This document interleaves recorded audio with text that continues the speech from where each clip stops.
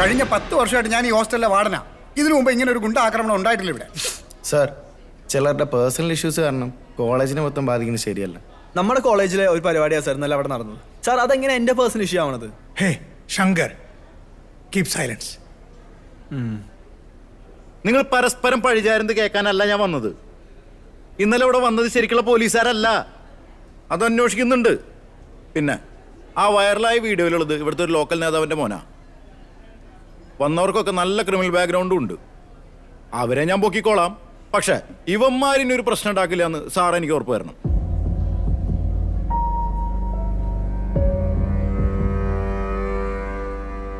വിനോദ് സാറേ, എന്താ ചെയ്യണ്ടേ? സാറേ, നമുക്കൊരു വഴി ഉണ്ടാക്കാം. സാർ, കേസ് അന്വേഷണം അതിൻ്റെ വഴിക്ക് നടക്കട്ടെ.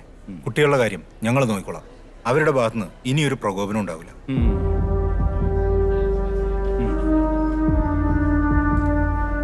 അങ്ങനെയാണെങ്കിൽ ഞാൻ ഇറങ്ങട്ടെ. എന്തെങ്കിലും ഉണ്ടെങ്കിൽ വിളിച്ചാൽ മതി.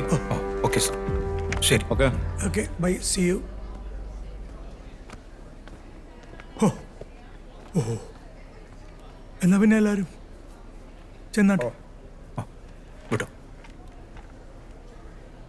വിനോദ് സർ, ശങ്കർ, ഇവിടെ വന്നേ. ആ സാർ. അക്കോർഡിംഗ് ടു മീ ഈ 4 പിള്ളേരും കുറച്ച് ദിവസത്തേക്ക് അങ്ങോട്ടെങ്കിലും മാറിയിരിക്കണതാണ് നല്ലത്.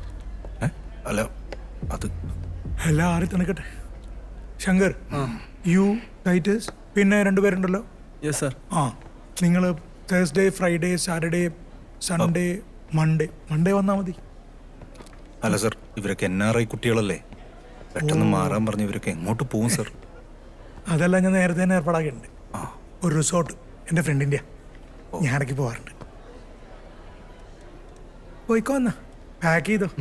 അവരോടും പറ വിനോദ് സാർ കമ്മ്യൂണിക്കേറ്റ് ചെയ്യും. Okay sir. ഓക്കെ. ആ, ഹലോ. അവരുടെ പോകാം. ശങ്കു, എന്താടാ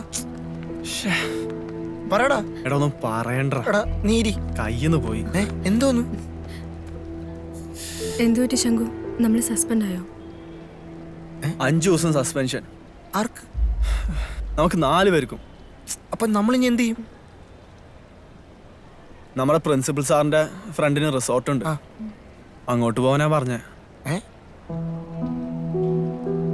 പിന്നെ ഫൈനൽ ഡീറ്റെയിൽസ് വിനോദ് സാറ് പറയും.